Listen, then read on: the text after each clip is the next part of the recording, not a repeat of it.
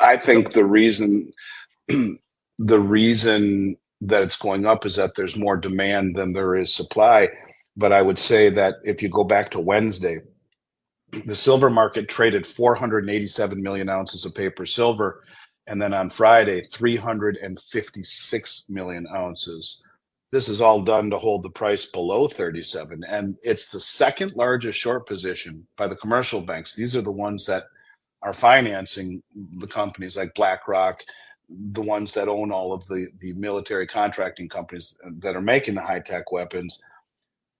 You have the second largest short position in the history of the COMEX market ever, um, in silver right now, yeah, it's huge. and it's still going up. What does that say to you about the strength? They are being challenged by the biggest money in the world, by the Indians, by the Russians, by the Saudis, by the Chinese.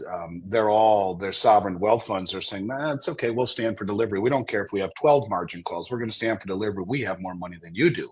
We're going to stand for delivery. That is the difference. So you have let me just see if I can give you some even more crazy numbers. I think I can. I might not. What is the total number of ounces that are? The short position is like 900 million ounces, some ridiculous amount. Yeah, Um, it fluctuates. It's been really close to a billion. yeah, and so you have, and how much of that is naked, And so let's take a step back and look at what the ECB, the European Central Bank, just said publicly last month. The ECB warned of increasing counterparty risk in gold derivatives for the euro area. In the May edition of the Financial Stability Review, the ECB added that a significant share of these gold derivatives, and you can add silver into that too, were over the counter and not centrally cleared. That means they were traded in London and not traded and COMEX, which is centrally cleared. The over the counter would be the way that the LBMA is. It's an over the counter market, peer to peer, in essence. There's no central clearing authority like there is at COMEX. The big point to take on board is an official recognition that stand for delivery obligations on COMEX are behind the crisis. They continue since November. Warehouse stock, Nadir, 26,470,000 ounces have stood for delivery in gold. Eurozone banks have swapped uh, their gold for paper, and the gold is disappearing in deliveries. Behind the ECB's public concern is a far deeper one. It is as close as we can get to an official warning that the gold paper game is coming to a very nasty end, likely to drive gold measured in paper currencies far, far higher. Incidentally, the same problem exists in silver without central bank participation. So this is exactly what you have. You have a situation where forever these banks, these exchanges in the West and the banks that traded on them were able to hold down the paper price because no one stood for delivery. Nobody did, less than 1%. And now all of a sudden, whether it be in London, even in Shanghai, and in the United States off of Comex, the deliveries are exceedingly massive, and these people are freaking the hell out. Then you get a delivery failure and a run on the exchanges. It's the same thing if your bank says we don't have any money for you, and that gets out on the 6 o'clock news. First thing tomorrow morning, everyone's going to be at the door. Give me my damn money. And it's the same thing here. Um, I don't know. I think that it's very interesting. If this is really true, which I have no reason to believe it's not from the dailygold.com, we are 3 days away from a turning point, according to the last several rise bull markets in gold. You can see that on June 20th, things began to accelerate. Now, I don't know what the hell June 20th means, but each But historical it keeps comp happening. surge higher after June 20th. So little food for thought there for people who are thinking about gold and silver, that we're right there. We're right at the pivot point. You know, and it's interesting when you talk about people who don't quite understand what the power that gold has. I've been buying it every gold and silver every 2 weeks for 35 years. I get it. People don't. Let me explain to you what I mean. Everyone is so fixated on price, right? Need to make a return on your investment. It needs to charge interest. Bullshit, it does. In January, well, today, right now, Yep. today, if you call The average price of a house is 416,900, and we have gold right now at, call it 30. Let's just call it 3,400. It's 3,390. We'll call it 3,400 for the sake of math. So if we take 416,900, 416,900, and we divide it by 3,400, it's 122.6 coins to buy a house. In 2000, when gold was $252 an ounce, or even 274.50, it was 252 in 2002. But let's just go to the beginning of the century. 274.50 was the price in January, I believe January 1st, or in early January. So if we take those same 122 ounces times 274.50, you get 33,489. So 25 years ago, those 122 ounces were $33,500. Today, it's 417,000, and it's earned nothing but dust for 25 years. It's outperformed almost every asset class while removing all counterparty risk in your possession. And I would say to young people out there that the same opportunity exists in silver right now. A few 1,000 ounces of silver in 20 years may buy you a house. That's no more crazy than saying the same thing about gold 25 years ago. And I think that there's a lesson to be learned there. When we see the largest delivery in the history of the COMEX market ever happen in the May contract, but massive deliveries happening every month over month over month, and China, the second largest producer in the world, flying throughout Latin America, buying concentrate and doré from the miners directly, shipping it back to China and refining it because they want it so bad as the second largest producer in the world. What does it tell you about the value of silver? Why are they holding it down so much? Because it is not an industrial metal. Sure it is, but it is far more strategic than it is industrial, as it is disappearing in nature because it's used in industrial applications like bombs or solar panels, or the computer you're talking to me on has probably a fifth of an ounce of silver. Now, does it make sense to smash that computer apart and pull out a fifth of an ounce of silver? To No. recycle it, $6 worth of silver, it's not even worth the manpower to do it. So, the point of it is that silver, all the silver used in industry is gone. It's a depleting asset. And if it weren't for the Western central banks who have been holding it down, the price would be much higher. Now, what you're seeing are exchanges popping up. A new one is coming in Singapore. We've seen the Shanghai Metals and the Shanghai Futures Exchange cumulatively have greater volume than that of the COMEX. You're seeing the BRICS exchange that is coming, the Moscow exchange, the exchange in Dubai is getting far more volume.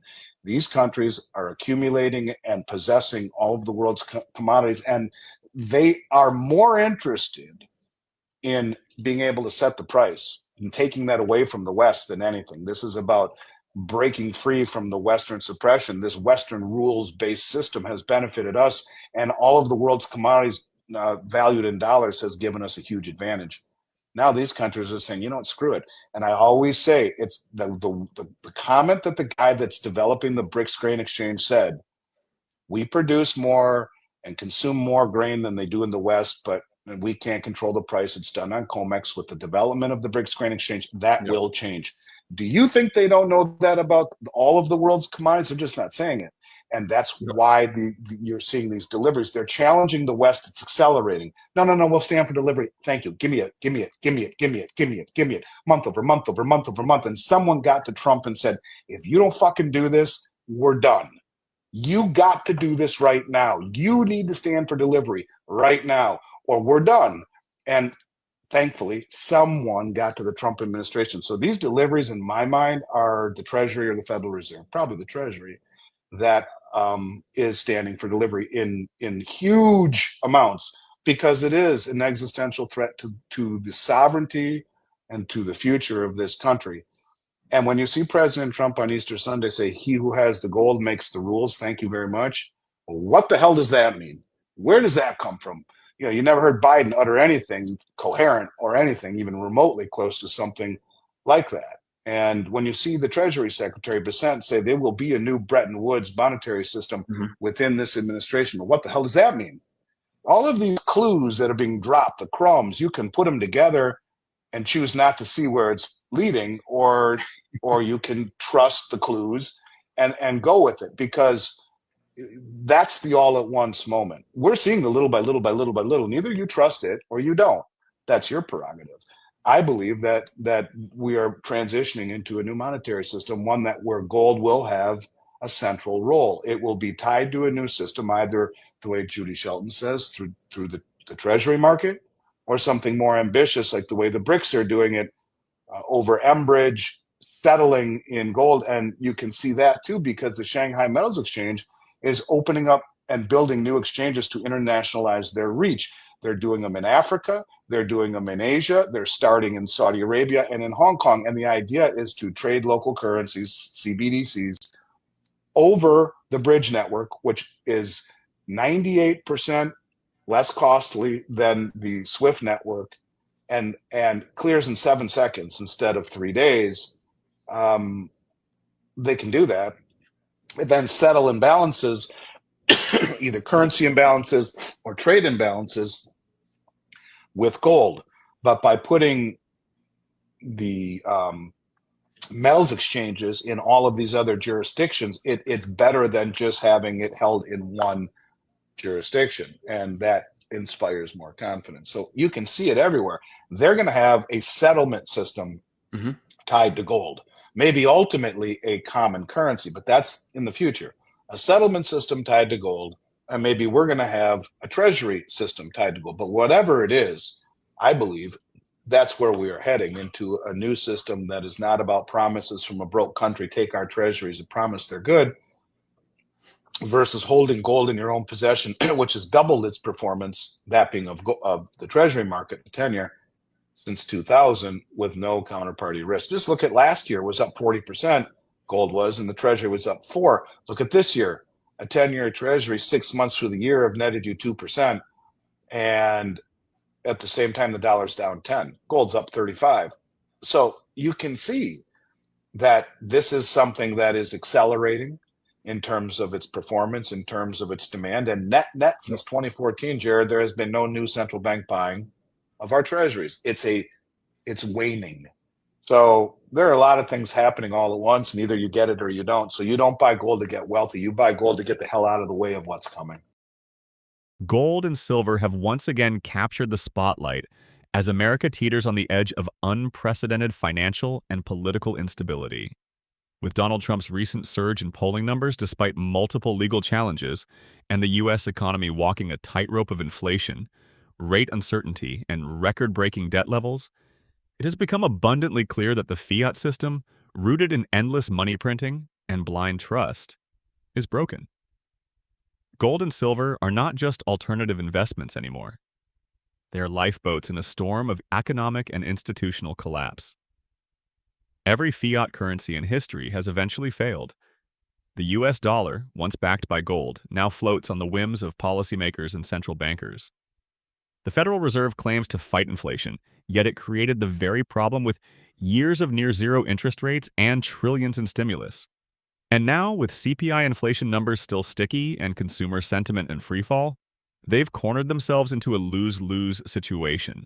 Raise rates and tank the economy, or ease and ignite another inflation wave. Either way, fiat suffers, but physical gold and silver, finite, real, and time-tested, thrive. In the last few weeks, silver has quietly outperformed many other assets, pushing past key resistance levels while being largely ignored by the mainstream media. Gold, too, is testing all-time highs amid global central bank accumulation. Why are nations like China, Russia, and even Poland buying tons of gold while telling their citizens to hold cash? Because they know what's coming. They know the dollar is losing its dominance and that the next financial system won't be built on paper IOUs. It will be anchored to something real. Trump's return to the headlines isn't just about politics. It's about economic sentiment. His recent statements slamming the Federal Reserve and calling for a return to sound money are echoing louder than ever. Trump understands that Americans are losing faith in the institutions that manage their money. Confidence in the Fed is near all-time lows. The Treasury is issuing debt at a breakneck pace. Social Security is on track to go bankrupt. Meanwhile, the stock market continues to float on speculation, artificially supported by Fed jawboning and tech hype. But beneath the surface, cracks are forming. Young investors are waking up. They're beginning to see the trap. Save in dollars, and you're guaranteed to lose purchasing power. Trust in stocks and crypto, and you're subject to manipulation and regulatory whims. The only assets with a 5,000-year track record of preserving wealth through every war, recession, and regime change are gold and silver. And right now, silver is arguably the most undervalued strategic asset on Earth.